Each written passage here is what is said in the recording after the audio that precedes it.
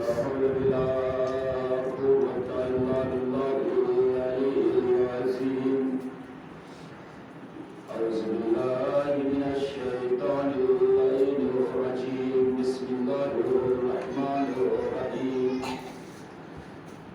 الحمد لله رب العالمين والصلاة والسلام على أشرف الأنبياء والمرسلين وسيدنا ونبينا وشفيع ذنوبنا ومولانا مولى الثقلين مجدد الحسن والحسين أبي القاسم محمد آل الطيبين الطاهرين المعصومين المظلومين ولعنة الله على أعدائهم أجمعين من يومنا هذا إلى يوم الدين أما بعد فقد قال الله تبارك وتعالى في كتابه المبين وهو ألطف الصادقين بسم الله الرحمن الرحيم وما أرسلناك إلا رحمة للعالمين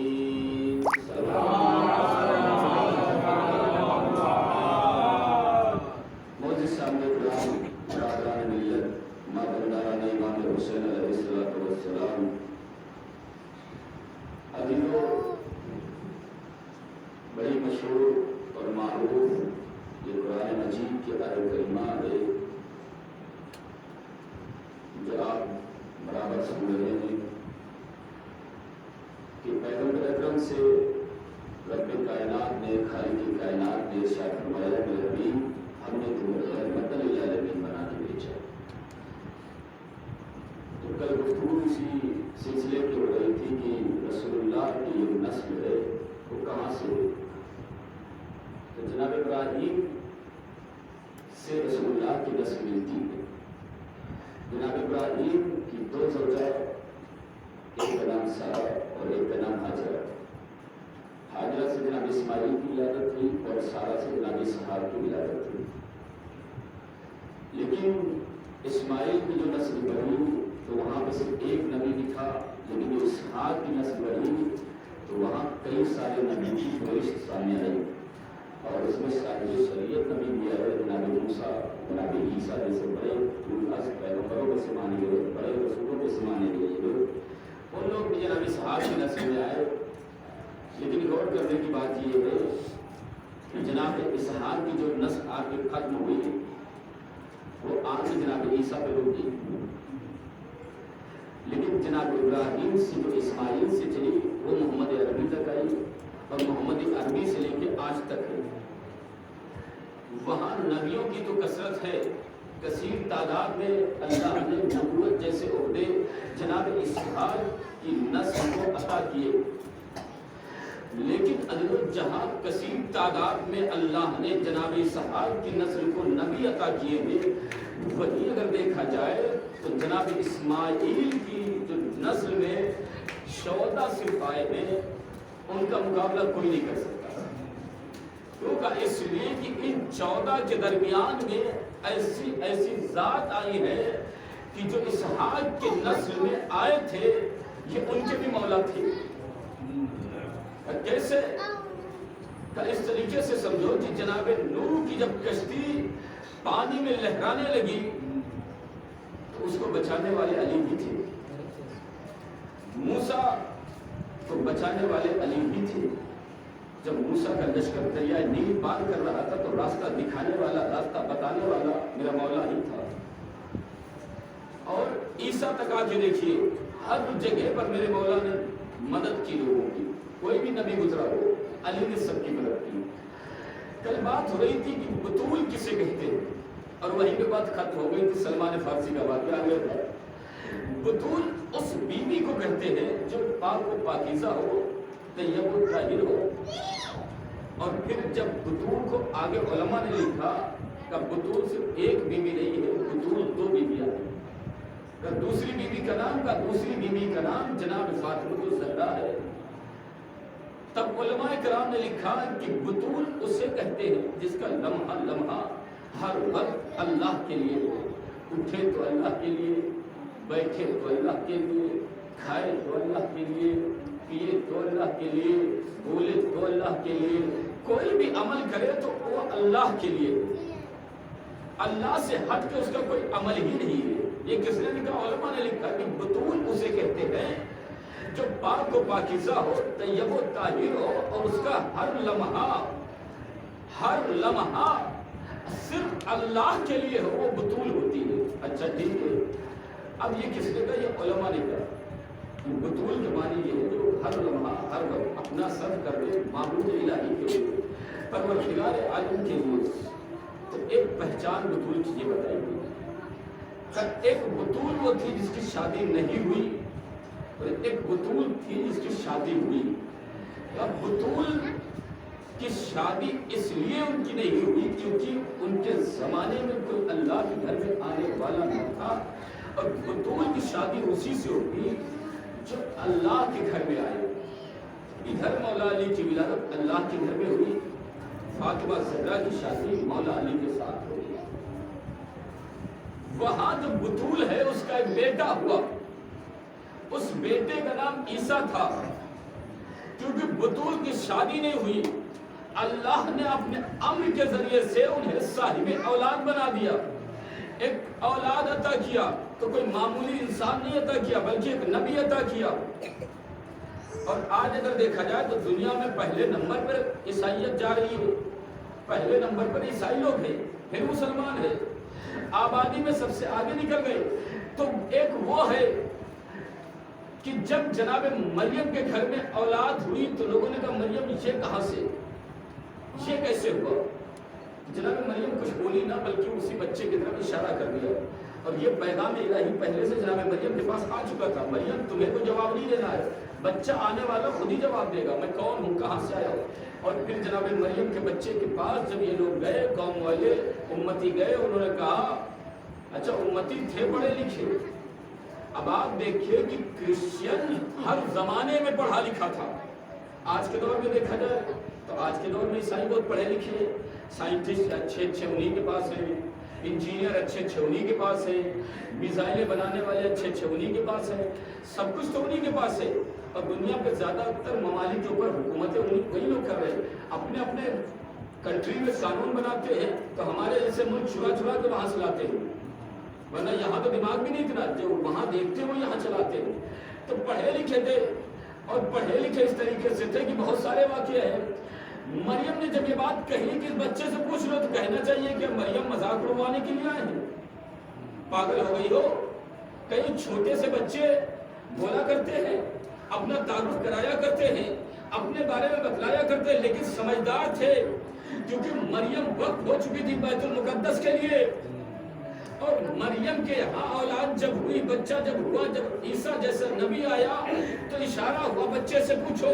بچے نے برجستہ آواز انی عبداللہ وآتانی الکتاب وجعلنا نبیا، ہم اللہ کی طرف سے آئے ہیں، اسی کے بندے ہیں، اس نے کتاب دی اور اس نے مجھے نبی بنا کے بھیجا۔ یہ ہے بطول کا بیٹا۔ اگر کوئی بطول ہو جائے تو اس کا بیٹا گہوارے میں بولنے لگتا ہے۔ اللہ نے کہا بطول کا بیٹا گہوارے میں بولے گا تو بطول کا شوہر بھی بولے گا۔ جب بطول کا بیٹا گہوارے میں بولا تو تاریخ نے واقعہ اور نقل کیا کہ 13 رجب تھی جب علی کعبے میں آئے، اور 3 دن کے بعد رسول کے ہاتھوں پر کائنات کا علی تھا۔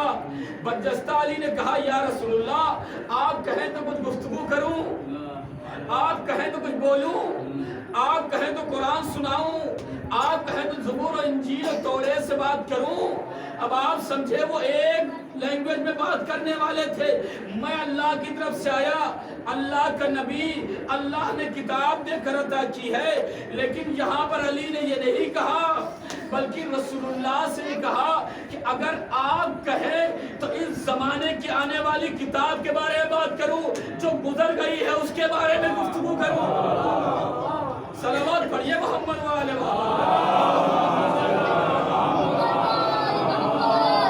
بطول کا بیٹا ایک بولا، بطول کا شوہر ایک بولا۔ تو معلوم یہ ہوا کہ بطول جو بیوی ہو جائے بڑی عظمت ہوتی ہے اس کی، اللہ اسے اتنے شرف عطا کرتا ہے، اتنی منزلت عطا کرتا ہے۔ कितनी मंजिलत अता करता है।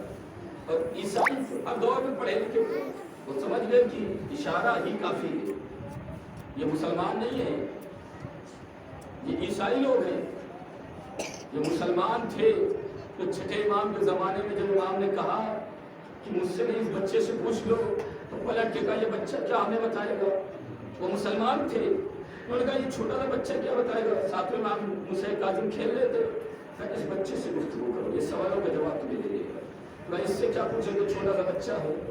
वो ईसाई थे, वो समझदार थे, वो समझ गए कि मासूमा है, जो कह गई वो सही होगी। अगर समझदार ना होते तो दुनिया में आज बचे भी ना होते। ये ईसाइयत आज बची है तो समझदारी की वजह से बची। जनाब ईसा के दौर में ईसाई समझ गए थे कि समझदार होना जरूरी है, मुसलमानों की तरह बेवकूफ बनना नहीं है। जब जनाब मरियम ने अपनी कौम वालों से कहा, उन ईसाइयों से कहा, समझिए जो जनाब ईसा को मानते थे, उनसे जब गुफ्तगू की कि उस बच्चे से पूछो, तो किसी ने चूं चला भी न किया। और यही वाक़या फिर नजर आया, वहां एक बतूल के सामने ये कह रहे थे कि ये बच्चा कैसा। और जब पैगंबर के सामने ये लोग आए कि हम आपको नबी नहीं मानेंगे, हम आपके अल्लाह को नहीं मानेंगे, क्योंकि अल्लाह का एक बेटा है और उस बेटे का नाम ईसा है। उस बेटे का नाम ईसा, रसूलुल्लाह करे वो उसका बेटा है ही नहीं, करे नहीं बेटा है का बेटा है ही नहीं, का बेटा है, ये बारहा सुनते हैं। लेकिन जब पैगंबर अकरम लेके चले हैं कहाँ, मुकाहिले के मैदान में, तो यही तो मुआहिदा हुआ था। जब ईसाइयों ने आगे पैगंबर से कहा, तो पैगंबर ने कहा कि अगर तुम बात पर बहस ही कर रहे हो तो एक सवाल का जवाब दो। ईसा बहुत अच्छे थे और वाकई अल्लाह के बेटे हैं, लेकिन ईसा में एक कमी थी कि वो नमाज नहीं पढ़ते, और पैगंबर नमाज का हुक्म दे चुके थे। और कहने लगे कैसी बातें कर रहे हो, तो नमाज पढ़ते थे, अल्लाह की इबादत करते थे। कहा जो इबादत कर ले वो अल्लाह का बेटा नहीं हुआ करता, जिसके सामने सर झुकाए वो माबूद इलाही हुआ करता है, जो सर झुकाए वो बंदा हुआ करता है। इसी बात पे तो हुआ। और फिर आए करीमा फकुल ताला नदु अबनाना अबनाकुम निसाना निसाकुम अनफुसना अनफुसिकुम। चले एक बुतूल के सामने जब ये लोग गए थे तो बुतूल ने इशारा किया था, समझदार थे, समझ गए कि गहवारे में बच्चा बच्चा नहीं है, ये हमारा बच्चा नहीं है जो अभी बोल न सके, समझ न सके, सुन न सके।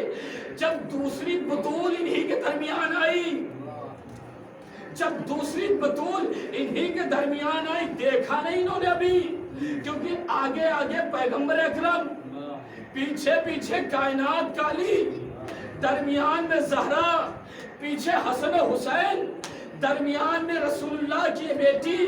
अभी ईसाइयों ने ज़हरा को देखा नहीं था, लेकिन आते हुए देखा, समझ गए दरमियान में कोई बतूल आ रही है। याद किया गुजरे हुए जमाने को कि जब हमारे यहाँ मरियम का बेटा हुआ तो वो तो गहवारे में बोल रहा था, यहाँ दो दो बेटे इसके आ रहे हैं। ये भी तो एक बतूल है, ये भी तो एक बतूल ही है, इसके दो दो बेटे इसके पीछे आ रहे हैं। पलट जाओ, अगर कल न मानते तो कल ही खत्म हो जाते, आज न मानोगे तो आज खत्म हो जाओगे। ईसाई समझदार थे, समझ गए। तो बतूल किसे कहते हैं, इसकी अजमत क्या है, पैगंबर की ये भी बेटी बतूल और जनाब मरियम बतूल, बड़ी अजमत बतूल की, बहुत बेकार बतूल का, बहुत बेकार। आप सुनिए बेकार कितना हद तक बतूल का। इस सारी दुनिया एक कौम के पीछे, एक कौम बतूल के पीछे, सारी दुनिया एक कौम के पीछे और वो कौम बतूल के पीछे। यही ना मुहर्रम क्या है, बतूल के बेटे का गम मनाना है, उस बतूल के पीछे एक कौम खड़ी। और यही वजह है कि साल के 11 महीने मैंने कहा था वो बरेलवी है, वो हनफी है, वो देवबंदी है, वो क्या है, वो क्या है, लेकिन मुहर्रम के बनने में दो कौम, एक वो जो हुसैनी है, एक वो जो जसीदी है। और आज दुनिया में अगर देखा जाए, इस वक्त ज़माने हालात के ऊपर देखा जाए, तो मुसलमानों में फिरके लिखने के नाम के हैं बस, कि वो क्या है, बरेलवी, देवबंदी, हनफी, वो ये मानते, वो मानते, वो मानते, नहीं मानते।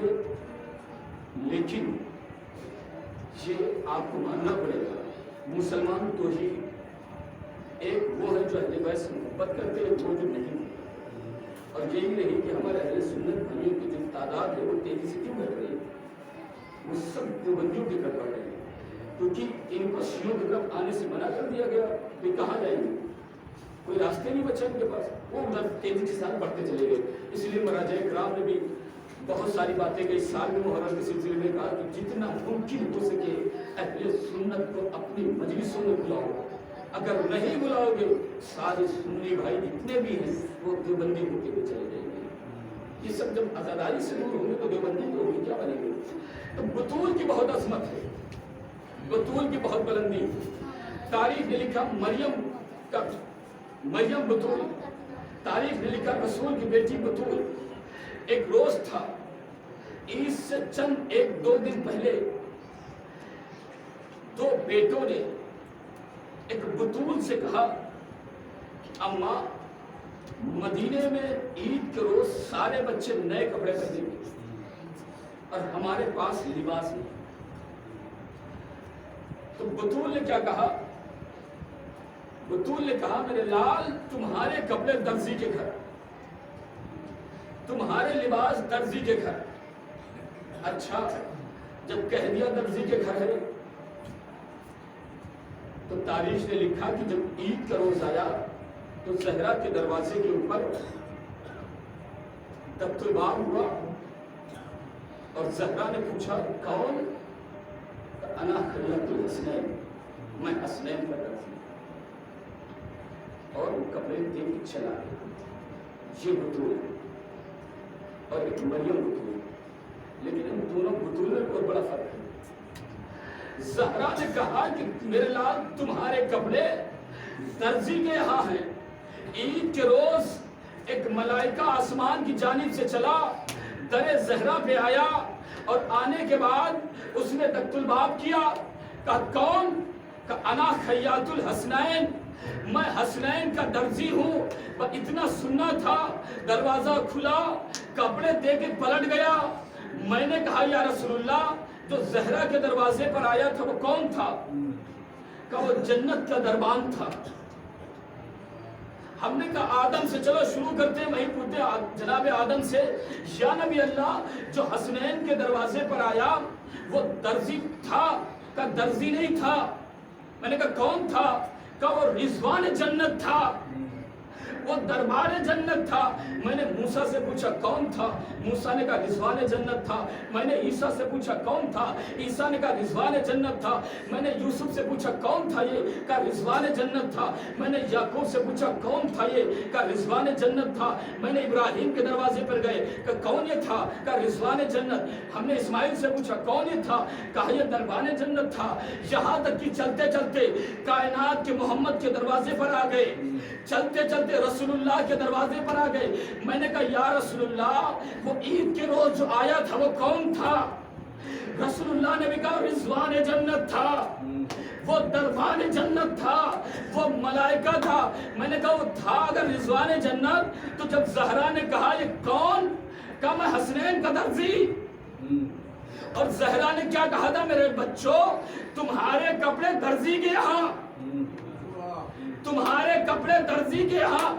अब समझे कि मुल्ला कहे शिया काफिर, मुफ्ती कहे शिया काफिर, मौलवी कहे शिया काफिर, सारी दुनिया कहे शिया काफिर, ये जन्नत में जा नहीं सकते। रसूलुल्लाह से हमने पूछा आया कौन था? बरजस्ता रसूलुल्लाह ने कहा ये दरबान था, ये रिजवान था। अब आप समझे, जब फातिमा ने कहा कि दर्जी के यहाँ है तो रिजवान जन्नत दर्जी बन गया। भाई तवज्जो कीजिएगा, रिजवान जन्नत दर्जी बन गया। आज कोई कहे या कल कोई कहे शिया काफिर जहन्नमी, मुफ्ती का शिया काफिर जहन्नमी, मौलवी कहे शिया काफिर जहन्नमी। मैं तो कहता रोज़े महशर होगा, हंगाम बर्पा होगा और माबूद की आवाज आएगी फातिमा ये कौन? अगर फातिमा ने कहता ये मेरे लाल के आजाद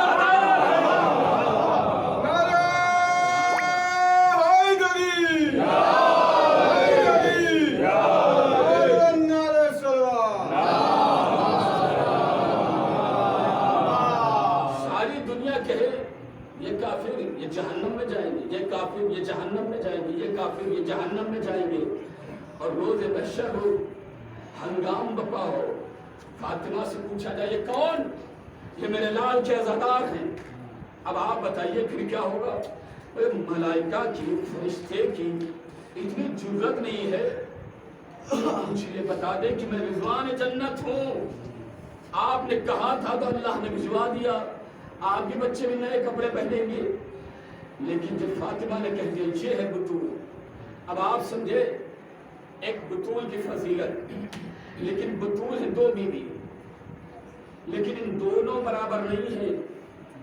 یہ دنیا نہ سمجھے عیسیٰ کی ماں مریم اور حسین کی ماں فاطمہ برابر ہیں، قطعی برابر نہیں۔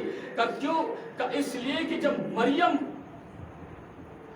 مریم کے پاس ملائکوں کا سردار آ گیا، جبریل امین مریم سے کہا مریم مبارک ہو، اللہ نے تمہیں بیٹا عطا کیا۔ مریم نے کہا کون ہو تم؟ جناب جبریل نے کہا پہچانا نہیں، میں ملائکہ ہوں، اور ملائکہ ہی نہیں ملائکہ کا سردار ہوں، ملائکہ ہی نہیں ملائکہ کا سردار ہوں۔ مریم کے پاس جب جبریل گئے ہیں بشارت دینے کے لیے، کہا کون ہو تم؟ کہا میں ملائکہ ہوں، صرف ملائکہ نہیں ملائکوں کا سردار ہوں، فرشتوں کا سردار ہوں، سردار فرشتہ ہوں۔ آپ سمجھے ایک بطول یہ بھی ہے، ایک بطول وہ بھی ہے، ایک عیسیٰ کی ماں بطول، ایک حسین کی ماں بطول، لیکن دونوں برابر نہیں۔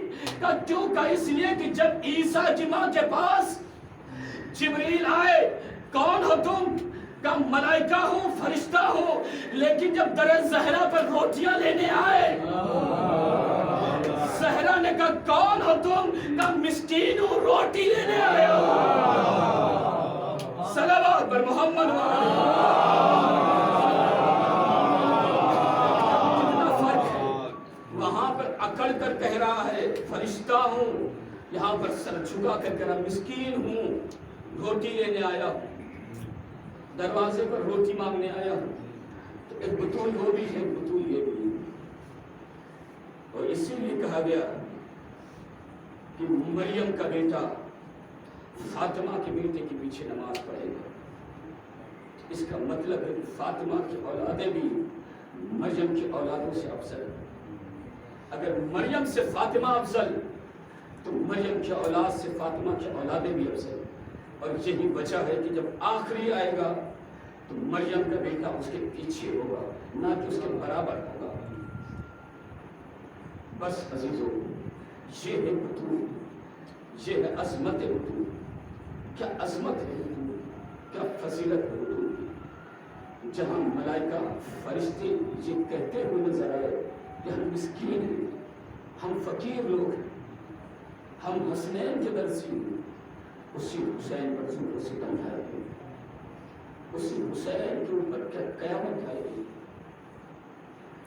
تاریخ لکھتی ہو زہرا کے لال پر بہت ساری مصیبتیں ٹوٹی۔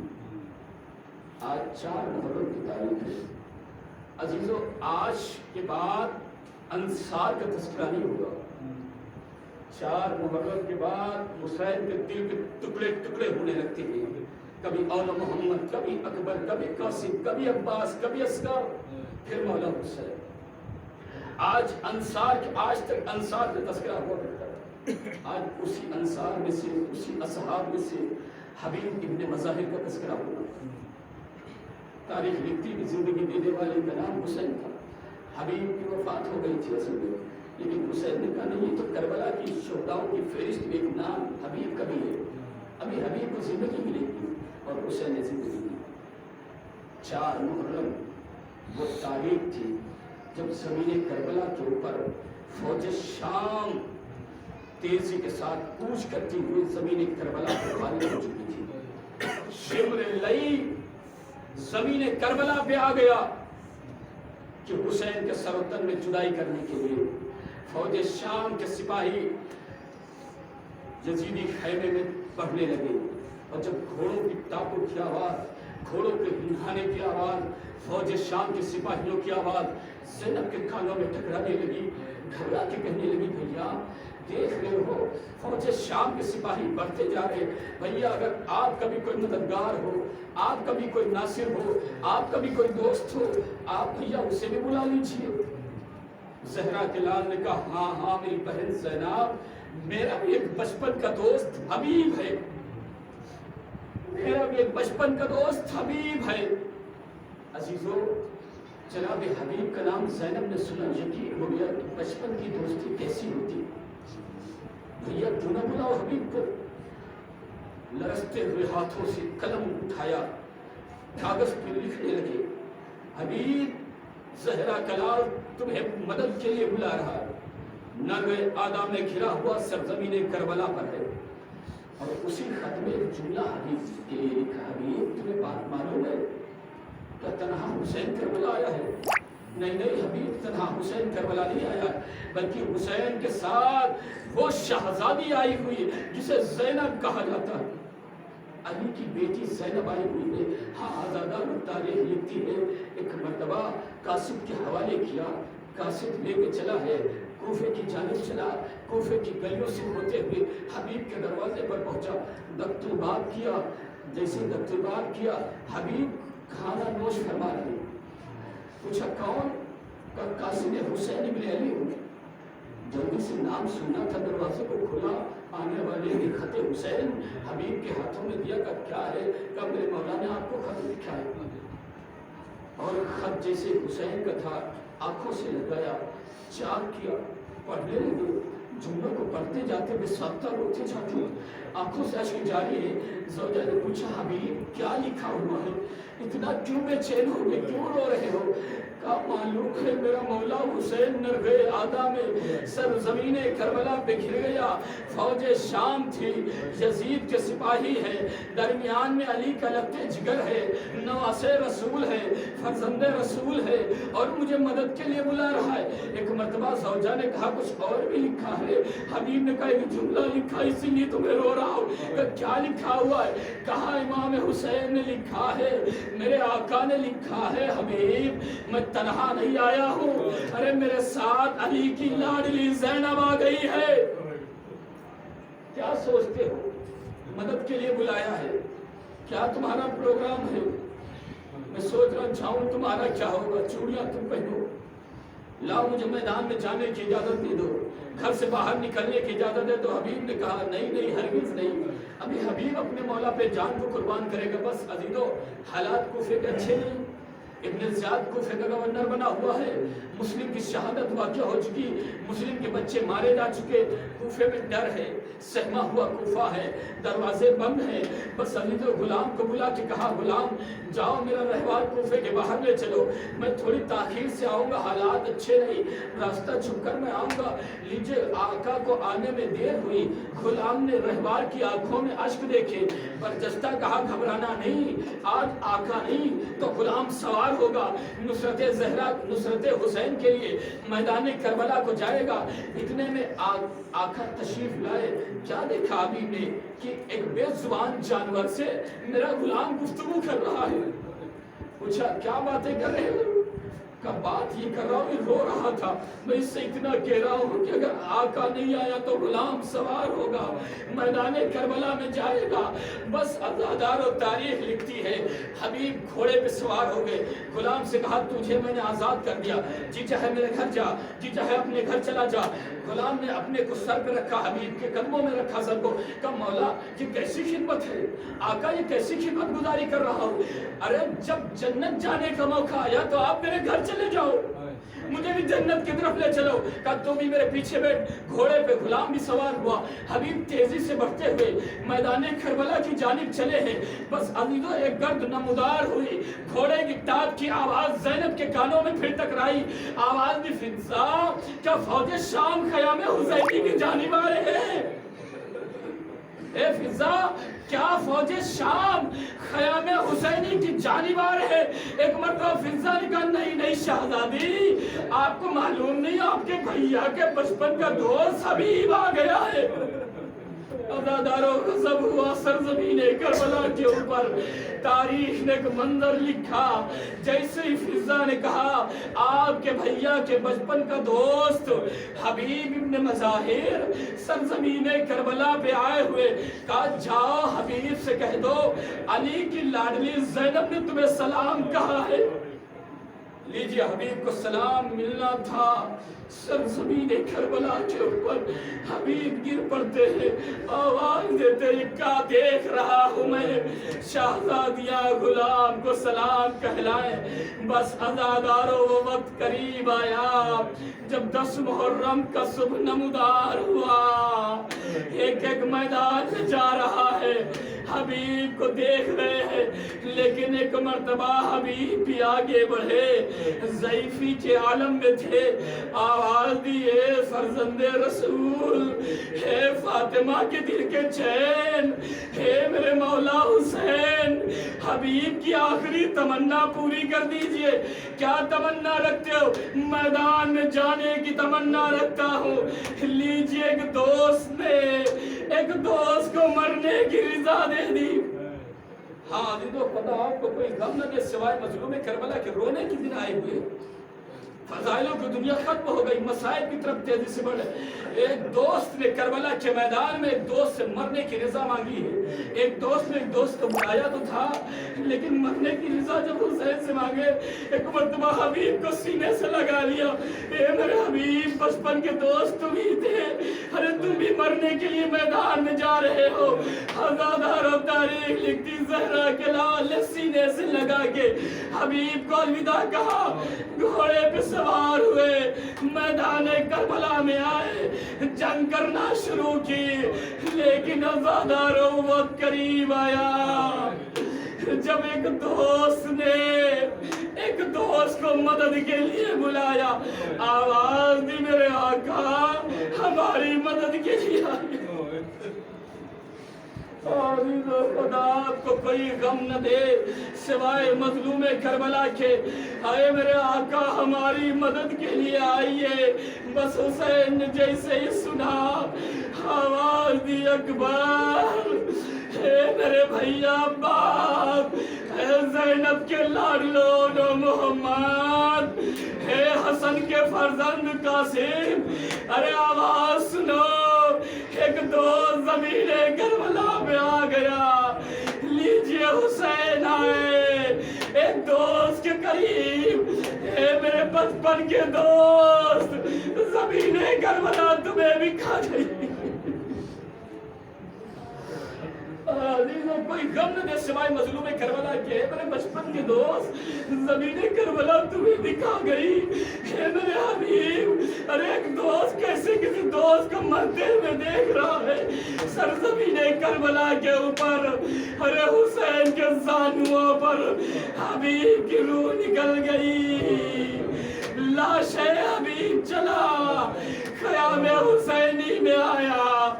बस अज़ीज़ अली की बेटी ने कहा, हे उम्मे कुलसूम, हे उम्मे फरवा रुकैया, अरे मातम करो ऐसे जैसे कोई जवान मरता है। ये ज़ईफ़ नहीं है, बल्कि एक जवान की तरह जंग करके आया है। मेरे भैया पर अपनी जान को कुर्बान करके आया है। अज़ादारों खैमे में कोहराम बपा हुआ। सरज़मीने करबला के ऊपर ज़हरा का लाल बैठा, आवाज़ दे रहा, ए मेरे दोस्त मुझे छोड़ कर चले। इन्ना लिल्लाहि व इन्ना इलैहि राजिऊन। हज़न बिक़ज़ाइही व तस्लीम लिअम्रिही। माबूद हमारी इस इबादत को अपनी बारगाह में कबूल कर ले। माबूद जहाँ भी शिया ने हैदर कराम की जान माल इज्जत आप